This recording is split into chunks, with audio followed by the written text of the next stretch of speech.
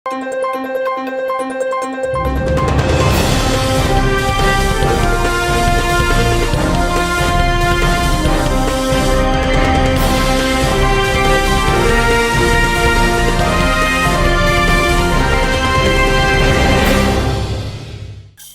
శివాబీ news కు స్వాగతం. నా పేరు శైలజ. ఈనాటి వార్తల్లోని ముఖ్యాంశాలు.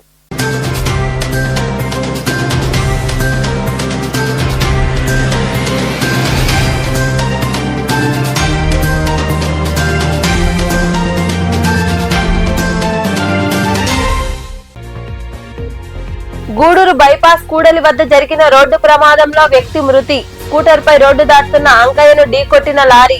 కేసు నమోదు చేసి దర్యాప్తు చేస్తున్న రూరల్ పోలీసులు.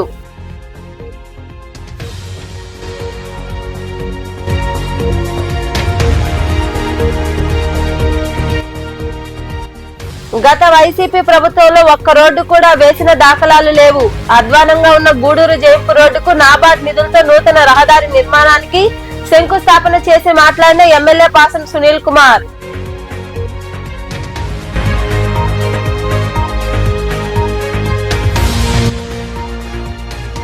ఈ నెల 30వ తేదీలోగా మున్సిపల్ పన్నులు చెల్లించి 50% వడ్డీ రాయితీని పొందండి. గూడూరు పట్టణంలోని మున్సిపల్ కార్యాలయంలో మీడియా సమావేశం నిర్వహించి మాట్లాడిన మున్సిపల్ కమిషనర్ వెంకటేశ్వర్లు.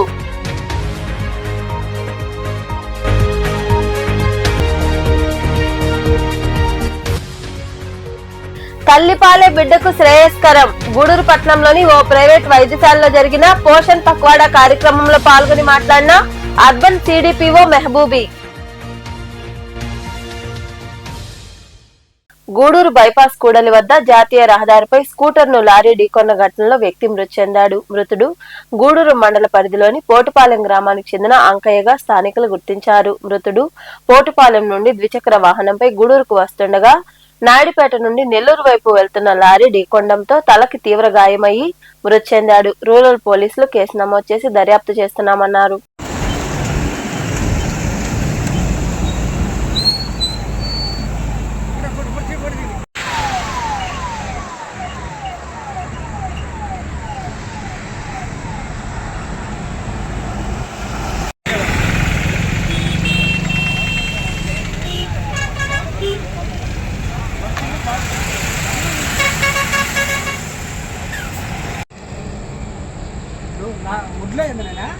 ఎట్టా బాబాయ్ తెలీదు.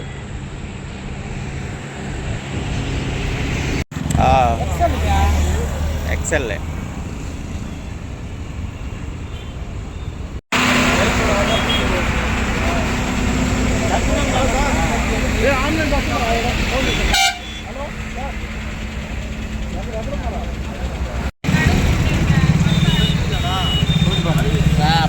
పోట్పాలెం పేరే ఉన్న ఐడియా ఉంది.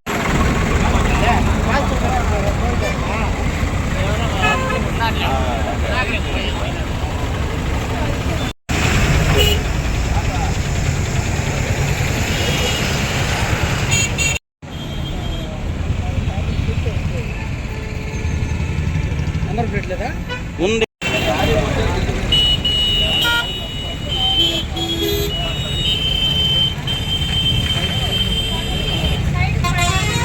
అధ్వానంగా ఉన్న గూడూరు జైంపు రోడ్డును నాబార్డు నిధులతో నూతన రోడ్డుకు శంకుస్థాపన చేశామని, గత వైకాపా ప్రభుత్వంలో ఎక్కడైనా ఒక్క రోడ్డు వేశారా అని గూడూరు నియోజకవర్గ ఎమ్మెల్యే పాసం సునీల్ కుమార్ ప్రశ్నించారు. గూడూరు మండలం జైంపు గ్రామంలో నాబార్డు నిధులతో 3,41,00,000 రూపాయలతో ఏర్పాటు చేస్తున్న రోడ్డు పనులకు ఎమ్మెల్యే పాసం సునీల్ కుమార్ శంకుస్థాపన చేశారు.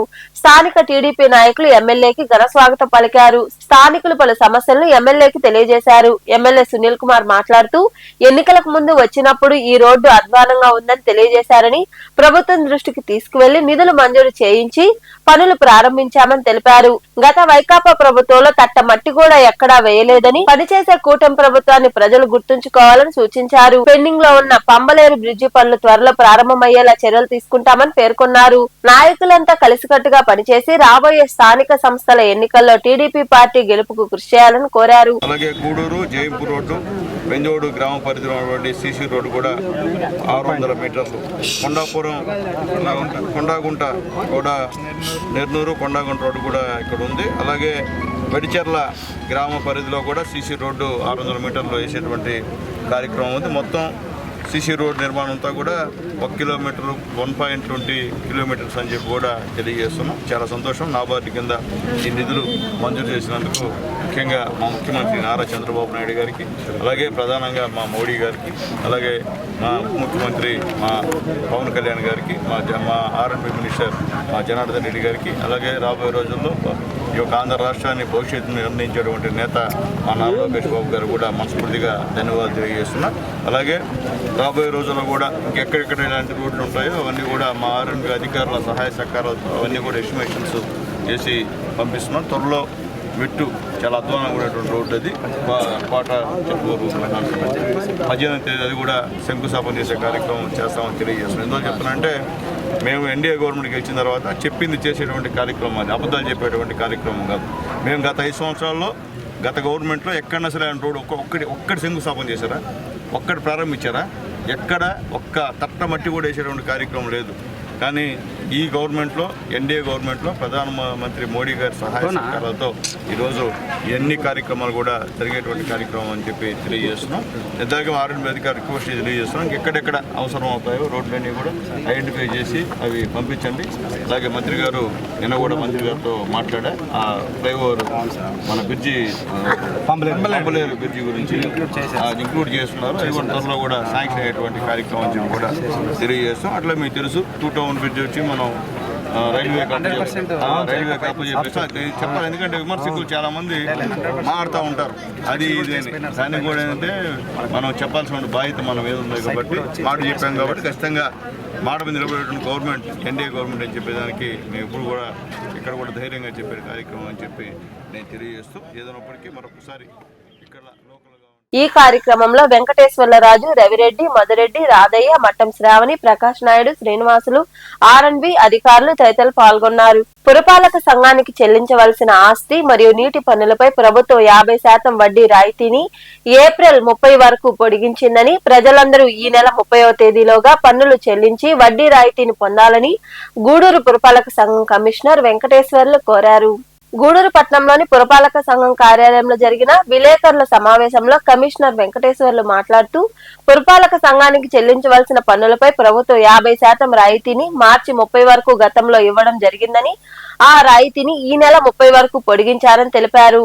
ఈ నెల 30వ తేదీలోగా పన్నులు చెల్లించి 50% రాయితీని పొందాలని, అలాగే 2026-27 సంవత్సరానికి ముందస్తుగా పూర్తి పన్ను చెల్లిస్తే వారికి 5% రాయితీ వస్తుందని వెల్లడించారు. సకాలంలో పన్నులు చెల్లించి పురపాలక సంఘం అభివృద్ధికి ప్రజలు సహకరించాలని కోరారు. ఈ ఇంటి పన్నుకు సంబంధించి నీటి పన్నుకు సంబంధించి ముఖ్యమైన సమాచారం ఏంటంటే, ఇంటి పన్నుకు సంబంధించి ప్రభుత్వం వారు వడ్డీ మీద 50% రాయితీ ఇచ్చున్నారు. 31/3/2026 వరకు ఈ అవకాశం ఉండింది. తర్వాత ప్రభుత్వం వారు 30/4/2026 వరకు ఈ యొక్క అవకాశాన్ని ప్రజలందరికీ ఇవ్వడం జరిగింది, ఎవరైతే ట్యాక్స్ పేయర్స్ ఉన్నారో. అలానే వాటర్ ఛార్జెస్ కూడా ఎక్కువ మొత్తంలో బకాయి ఉండటం జరిగింది. కాబట్టి ఈ వాటర్ ఛార్జెస్ కూడా మనం ఏప్రిల్ నెలాఖరు లోపల ఎట్టి పరిస్థితుల్లో చెల్లించాల్సినటువంటి ఆవశ్యకత ఉంది. ముఖ్యంగా ఆస్తి పన్ను చెల్లింపుదారులకు ముఖ్య సందేశం ఏంటంటే, తప్పనిసరిగా మనము ఈ యొక్క ప్రభుత్వం ఇచ్చినటువంటి ఈ 50% వడ్డీలోని ఆఫర్ని మనం సద్వినియోగం చేసుకొని ఖచ్చితంగా 30/4/2026 అంటే ఈ నెల 30వ తేదీ అర్ధరాత్రి 12 గంటల లోపల మనం కానీ చెల్లింపు కానీ చేసినట్టయితే మనకి ఈ యొక్క 50% వడ్డీ మీద రాయితీ ఉంటుంది.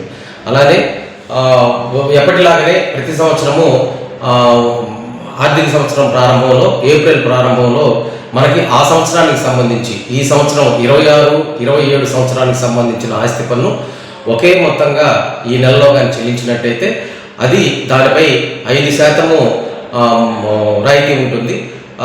దీన్ని కూడా ఉపయోగించుకొని ఒకే మొత్తంలో ఈ యొక్క ఆస్తి పన్నుని 26-27కి సంబంధించి కానీ చెల్లించినట్టయితే ఈ 5% బెనిఫిట్ను కూడా మనం పొందే అవకాశం ఉంది. కాబట్టి ఆస్తి పన్ను చెల్లింపుదారులు ఈ విషయాన్ని దృష్టిలో పెట్టుకొని ఈ నెల 30/4/2026 అర్ధరాత్రి 12 గంటల లోపల ఖచ్చితంగా ఈ యొక్క ప్రాపర్టీ ట్యాక్స్ని అంటే ఆస్తి పన్నుని చెల్లించాల్సిందిగా కోరుతున్నాం. ఇది వివిధ రకాలుగా చెల్లింపు మనం చేయొచ్చు. మీ దగ్గరలో సచివాలయంలో చెల్లించవచ్చు, తర్వాత పురపాలక సంఘ కార్యాలయంలో చెల్లించవచ్చు. ముఖ్యంగా మీరు ఆన్లైన్ పేమెంట్ ద్వారా చేసుకునేటువంటి అవకాశం ఉంది కాబట్టి తప్పనిసరిగా ఈ అవకాశాన్ని వినియోగించుకొని ప్రభుత్వం ఇచ్చిన గర్భవతులు డాక్టర్లు సూచించిన విధంగా జాగ్రత్తలు పాటించాలని, చిన్నపిల్లలకు తల్లిపాలు ఎంతో శ్రేష్టకరమని గూడూరు అర్బన్ సిడిపిఓ మెహబూబీ వెల్లడించారు. Women development and child welfare department ఆధ్వర్యంలో జరిగిన పోషణ్ పక్వాడా కార్యక్రమంలో సిడిపిఓ పాల్గొన్నారు. గూడూరు పట్టణంలోని ప్రైవేటు హాస్పిటల్లో women development and child welfare department ఆధ్వర్యంలో జరిగిన పోషణ్ పక్వాడా కార్యక్రమం నిర్వహించారు. ముఖ్య అతిథిగా హాజరైన సిడిపిఓ మెహబూబీ మాట్లాడుతూ గర్భవతులు తీసుకోవాల్సిన జాగ్రత్తలు, ఆహారం, డెలివరీ అయిన తర్వాత పిల్లల సంరక్షణ గురించి పోషణ్ పక్వాడా కార్యక్రమం ద్వారా అవగాహన కలిగిస్తున్నామని తెలిపారు. చిన్న పిల్లలకు సెల్ ఫోన్లు ఇస్తున్నారని, దీని వల్ల ఆరోగ్య సమస్యలు వస్తాయని వెల్లడించారు. దాంట్లో భాగంగా మేము అంగన్వాడీ కేంద్రాల్లో కూడా పెడుతున్నాము. హాస్పిటల్స్ అయితే మనకి డాక్టర్ గారు వాళ్ళ సూచనలు ఇక్కడికి వచ్చే మదర్స్ అందరూ తీసుకొని పాటిస్తారు అనే ఒక ఇదితో ఇక్కడ ఈ రోజు ఈ ప్రోగ్రామ్ ని అరేంజ్ చేయడం అయింది. అంటే గర్భంలో బిడ్డ ఉన్నప్పటి నుంచే పెరుగుదల ఉంటుంది. పిల్లవాడు మనం ఏం చెప్తే అది వినడానికి పెరుగుదల ఉంటుంది కాబట్టి అప్పటి నుంచే కూడా ఏం ఆహారం తీసుకోవాలా, ఎలా ఉండాలా, ఎలాంటి ఆహారం తీసుకోవాలా, ఎలాంటి జాగ్రత్తలు తీసుకోవాలా గర్భస్థ దశ నుంచి కూడా అనే ఉద్దేశంతో గర్భవతుల్ని చెప్పడానికి మన మేడం గారిని పిల్లవాడు పుట్టిన తర్వాత 2 సంవత్సరాల వరకు అంటే 1000 రోజులు గర్భవతిగా ఉన్నప్పుడు డెలివరీ అయిన తర్వాత 2 సంవత్సరాల వరకు 1000 రోజులు అనమాట. ఇది గోల్డెన్ డేస్ అంటారు దీన్ని. 1000 రోజుల్లో కూడా తల్లి బిడ్డ ఎలా ఉండాలి, ఎలాంటి ఆహారం తీసుకోవాలి, ఎలాంటి జాగ్రత్తలు తీసుకోవాలి అనే ఉద్దేశంతో ఈ ప్రోగ్రామ్ ని పెట్టారు. కాబట్టి అందరూ కూడాను మన యొక్క ఆహారం అంటే మనము ఇప్పుడు ప్రతి ఒక్కరం ఏమైపోతుందంటే తల్లి ఎంత ఆరోగ్యంగా ఉంటే బిడ్డ అంత ఆరోగ్యంగా పుడుతుంది బేబీ. సో పుట్టినప్పటి నుంచి గైడ్లైన్స్ ప్రకారం మొదటి 6 నెలలు ఎక్స్క్లూజివ్ బ్రెస్ట్ ఫీడింగ్ అంటే తల్లి పాలు తప్ప ఏమీ అవసరం లేదు, బిడ్డకి నీళ్లు కానీ ఏమీ అవసరం లేదు. సో తల్లి పాలలోనే నీళ్ళు, బేబీకి ఎదుగుదల కావాల్సిన ప్రోటీన్ కానీ విటమిన్స్, మినరల్స్ అన్నీ తల్లి పాలలోనే ఉంటుంది. సో మొదటి 6 నెలలు నిండే వరకు ఎక్స్క్లూజివ్ బ్రెస్ట్ ఫీడింగ్, 6 నెలలు నిండిన తర్వాత సప్లిమెంటరీ ఫీడింగ్ అంటే కాంప్లిమెంటరీగా మదర్ ఫీడింగ్కి సరిపోదు కాబట్టి పాలు యాడ్ చేస్తాం అనమాట. సో అది కూడా ఖచ్చితంగా పోషకాహారమే ఇవ్వాల్సి వస్తుంది. సో ఇప్పుడున్న గైడ్లైన్స్లో గుడ్డు కానీ ఇవన్నీ కూడా తొందరగా 6 నెలలు నిండినప్పటి నుంచి స్టార్ట్ చేయడం కూడా ఉంది. సో మొదటి 1000 days ఆఫ్ న్యూట్రిషన్ అనేది ఒక బిడ్డ ఫ్యూచర్ మానసిక ఎదుగుదల కానీ శారీరక ఎదుగుదల డిసైడ్ చేస్తుంది. సో మొదటి 1000 రోజుల్లో 3 months ముందర కన్సంప్షన్ ప్రెగ్నెన్సీ ప్లాన్ చేసే వాళ్ళందరూ ఫోలిక్ యాసిడ్ ని ఖచ్చితంగా తీసుకోవాలి. ఫోలిక్ యాసిడ్ 3 months ముందర నుంచి తీసుకోవడం వల్ల బేబీకి చాలా వరకు డిఫెన్స్ రాకుండా, అబార్షన్స్ అవ్వకుండా ఉంటాయి. అలాగే ప్రెగ్నెన్సీ కన్ఫర్మ్ అయిన వెంటనే చాలా మంది హాస్పిటల్స్ కి రారు. ప్రెగ్నెన్సీ 3వ నెలలో వెళ్ళొచ్చు, 4వ నెలలో వెళ్ళొచ్చు అని చాలా మంది చెప్తూ ఉంటారు.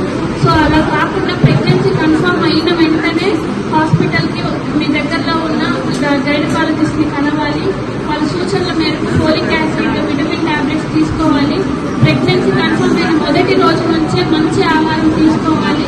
పౌష్టికాహారం ఎక్కువ ప్రోటీన్ ఫుడ్ తీసుకోవాలి. డైట్ ఫస్ట్ 3 నెలలు కొంచెం వామిటింగ్స్ వాటి వల్ల సరిగ్గా తినలేకపోతారు. సో మనం తీసుకునే ఆహారము ఎక్కువ ప్రోటీన్ ఫుడ్ లాగా వాటర్ కంటెంట్ ఎక్కువ ఉండేలా ఫ్రూట్స్, వెజిటేబుల్స్ ఎక్కువ తీసుకోవాలి. బ్లడ్ టెస్ట్లు అన్ని కరెక్ట్ గా చేయించుకోవాలి. బ్లడ్ తక్కువ, ఐరన్ తక్కువ ఉండే వాళ్ళు ఐరన్ డెఫిషియన్సీ అనిమియా అని మనం ఎక్కువ చూస్తుంటాం మన దేశంలో. అవి లేకుండా iron tablets time to time వేసుకోవాలి. అలాగే మన గవర్నమెంట్ నుంచి కానీ చాలా అంటే రోజు వాళ్ళకి ఎగ్స్ అవి పంపిణీ చేస్తున్నారు. అలాగే చెన్నా ముద్దలు. ఈ కార్యక్రమంలో డాక్టర్ త్రివిక్రమ్, డాక్టర్ కీర్తి తదితరులు పాల్గొన్నారు. పేదవారికి విద్యా, వైద్యం అందించడంలో రాజనేని రామానాయుడు చారిటబుల్ ట్రస్ట్ ముందుంటుందని ఆ ట్రస్ట్ వ్యవస్థాపక అధినేత రాజనేని శ్రీనివాసనాయుడు తెలియజేశారు. షుగర్ వ్యాధితో కాలును తొలగించి మంచంలో ఉన్న పోలమ్మకు ట్రస్ట్ సభ్యుల ద్వారా నగదును అందజేశారు.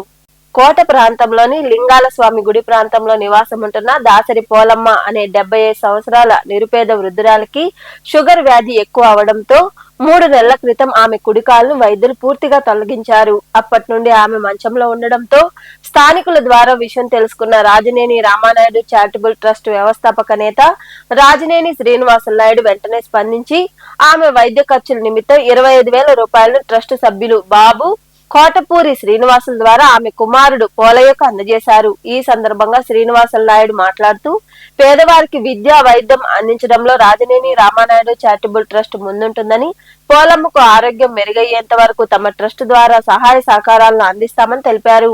మన రాజనేని రామానాయుడు చారిటబుల్ ట్రస్ట్ ద్వారా కోట మండలం లింగాలగుట్ట స్వామి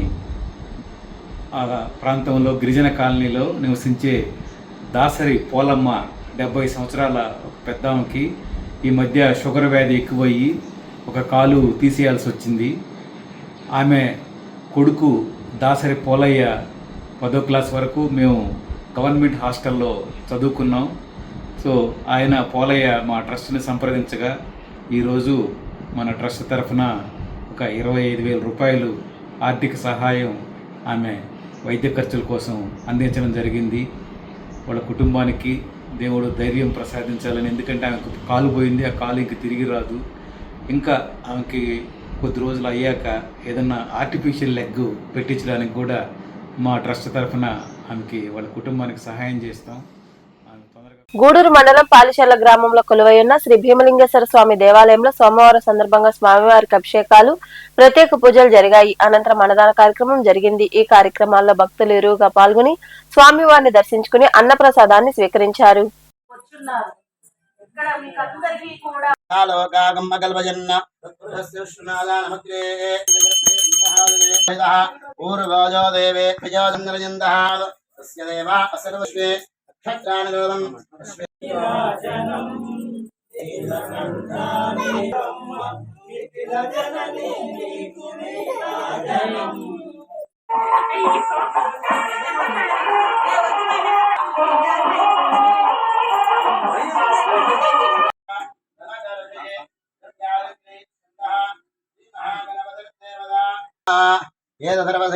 కల్పదే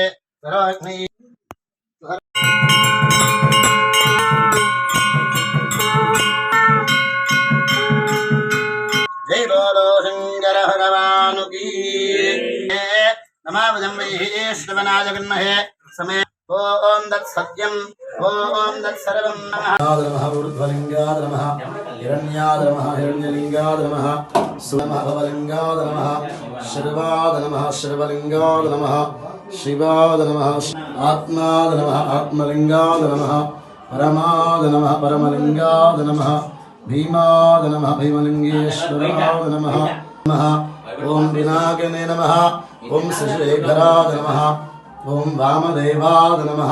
ఈ యొక్క ధ్యానము, సత్సంగము వినడం ద్వారా ఎంతో ఆదాయం ఉంది, మనకి ఎంతో లాభాలు. మనం అవి 1, 2 కాదు, కోటాను కోట్ల లాభాలు. ధ్యానం ఎలా చేయాలి అని అంటే హాయిగా స్థిరమైన సుఖమైన ఆసనం ఏదైనా పర్వాలేదు, కుర్చీలో కానీ నేల మీద కానీ లేదా సోఫాలో కానీ కూర్చొని సహజంగా జరుగుతున్న మన శ్వాసని గమనిస్తూ ఉండాలి. ఉచ్ఛ్వాస అంటే హాయిగా శ్వాసని లోపలికి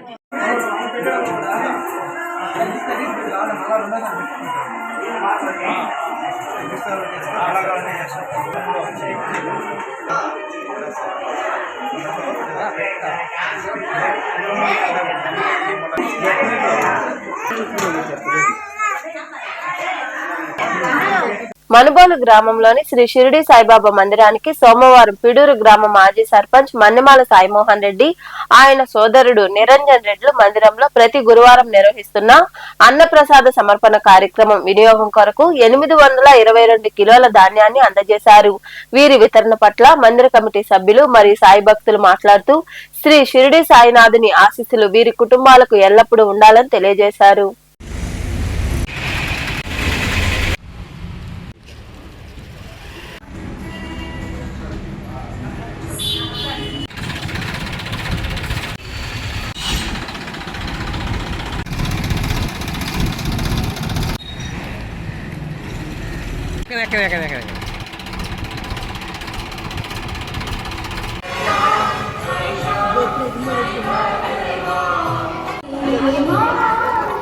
వార్తలు ముగించే ముందు ముఖ్యాంశాలు మరోసారి.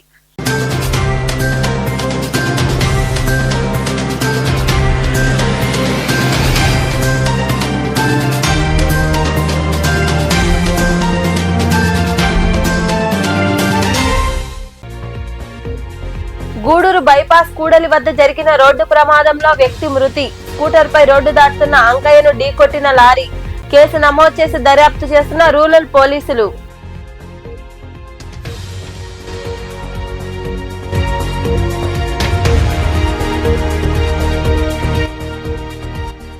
గత వైసీపీ ప్రభుత్వంలో ఒక్క రోడ్డు కూడా వేసిన దాఖలాలు లేవు. అధ్వానంగా ఉన్న గూడూరు జయంపు రోడ్డుకు నాబార్డ్ నిధులతో నూతన రహదారి నిర్మాణానికి శంకుస్థాపన చేసి మాట్లాడిన ఎమ్మెల్యే పాసం సునీల్ కుమార్.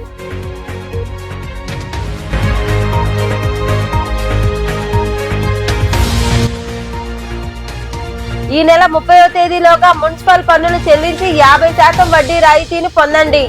గూడూరు పట్టణంలోని మున్సిపల్ కార్యాలయంలో మీడియా సమావేశం నిర్వహించి మాట్లాడిన మున్సిపల్ కమిషనర్ వెంకటేశ్వర్లు.